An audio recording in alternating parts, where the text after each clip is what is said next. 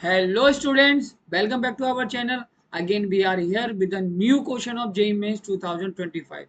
तो बच्चों 2025 में का जो JEE Mains में जो क्वेश्चन आ रखा है, आज हम वो क्वेश्चन डिस्कस करेंगे। ठीक है ना बच्चों, तो स्टार्ट करते हैं क्वेश्चन को सॉल्व करना।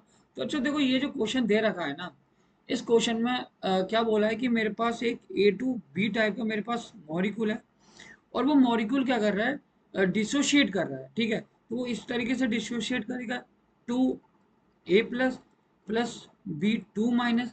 ठीक है ना बच्चों, तो मान के चलिए बच्चों, मेरे पास जब टी इक्वल टू जीरो था तो मैंने इसके वन मोल लेके चला। ठीक है, तो इनिशियली तो ये डिसोशिएट नहीं करेगा, तो यानी कि इसके मोल्स कितने होंगे, जीरो मोल्स।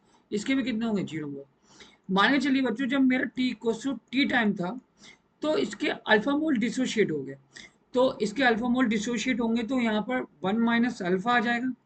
तो देखो बच्चों, अब यहाँ पर किस तरीके से लिखूंगा, तो मैं यहाँ पर स्टोइकोमेट्री लगाऊंगा।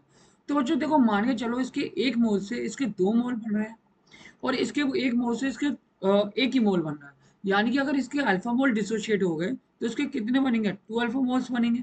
ठीक है ना बच्चों, तो यहाँ पर अगर इसका एक मोल डिसोशिएट होगा तो इसका एक मोल बनेगा। अगर इसके अल्फा मोल डिसोशिएट होंगे तो इसके कितने मोल्स बनेंगे, इसके अल्फा मोल्स बनेंगे। ठीक है ना बच्चों, तो हमसे पूछा है कि अगर ये 30% आयनाइज हो रहा है एक्वा सॉल्यूशन के अंदर, ठीक है, तो इसका वेंटो फैक्टर बताना है बच्चों मेरे को, कि इसका वेंटो फैक्टर क्या होगा। तो बच्चों, आप वेंटो फैक्टर को मैं किस तरीके से डिफाइन करता हूँ, उसको मैं डिफाइन करता हूँ आई इक्वल्स टू, ठीक है, total number of moles, total number of moles, number of moles after dissociation. ठीक है, आफ्टर डिसोसिएशन, ठीक है ना, divided by total number of moles before dissociation, before dissociation.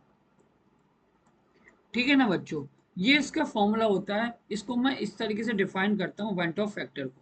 ठीक है ना बच्चों, अब देखो बच्चों, जो जब टी इक्वल टू मेरे पास जीरो होता है ना, तो वो होता है और वहां जब टी इक्वल टू जीरो पे जो मेरे पास मोल्स होते हैं ना, उसी को मैं बोलता हूँ total number of, total number of moles before dissociation, before dissociation. ठीक है, तो बच्चों कितने थे मेरे total number of moles before dissociation, equals to मैंने वन लेके चला था। और जब मेरे पास टी इक्वल्स टू, जब टी टाइम था, ठीक है, तो वहां पर जितने मोल्स बचेंगे वो होंगे मेरे पास total number of, total number of moles after dissociation, after dissociation.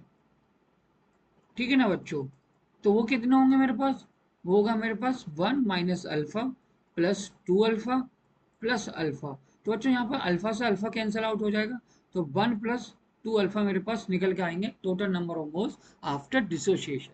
ठीक है ना बच्चों, तो देखो बच्चों, इसमें मैं वैल्यू जस्ट पुट करूंगा, तो आई इक्वल टू मेरे पास क्या आ जाएगा, वन प्लस टू अल्फा आ जाएगा, एक और डिवाइडेड बाई वन। ठीक है, ये मेरे पास फॉर्मूला बनेगा।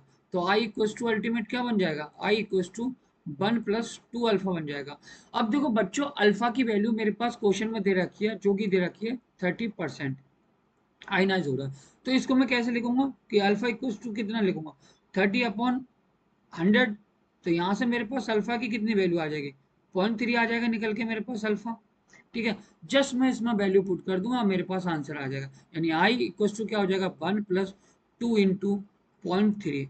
तो यहाँ पर क्या आ जाएगा मेरे पास वन, यानी आ जाएगा वन प्लस 0.6 इक्वल टू कितना बनेगा 1.6। यानी मेरे पास वेंटो फैक्टर की वैल्यू कितनी आ जाएगी, 1.6। अब मैं इसको इस तरीके से लिख सकता हूँ बच्चों, इसको मैं इस तरीके से भी लिख सकता हूँ ना, कि आई इक्वल टू 16 × 10⁻⁻1। ठीक है, इस तरीके से लिख सकता हूँ। अब ये मेरे पास वैल्यू दे रखी है, यहाँ पर ये वैल्यू पूछी थी मेरे पास कि ये वैल्यू कितनी होगी। तो देखो यहाँ पर वन ऑफ फैक्टर की वैल्यू मैंने निकाल दी। ठीक है ना, ठीक है ना बच्चों, यहाँ पे मैंने वेंट ऑफ फैक्टर की वैल्यू निकाल दी। अब यहाँ पे मेरे पास वेंट ऑफ फैक्टर की वैल्यू कितनी आई निकल के, मेरे पास आई। अब यहाँ पर इसका आंसर क्या आ जाएगा, देखो ये 10 10⁻⁻1 में रिप्रेजेंट किया है, तो इसका आंसर आ जाएगा 16। तो मेरे पास इसका आंसर कितना आ जाएगा 16। तो इसका आंसर, सही आंसर है 16। आई होप बच्चों आपको ये क्वेश्चन समझ में आया होगा 2025 का जेईई मेंस का। ठीक है, तो हम इस लेक्चर में आज यही क्वेश्चन करा। ठीक है, आने वाले लेक्चर में हम इसी तरीके से जेईई मेंस के जो लेटेस्ट क्वेश्चन है उनको सॉल्व कराते रहेंगे और इसका सॉल्यूशन आपको देते रहेंगे ताकि आपकी प्रिपरेशन आपको हेल्प मिल सके। Thank you, have a nice day.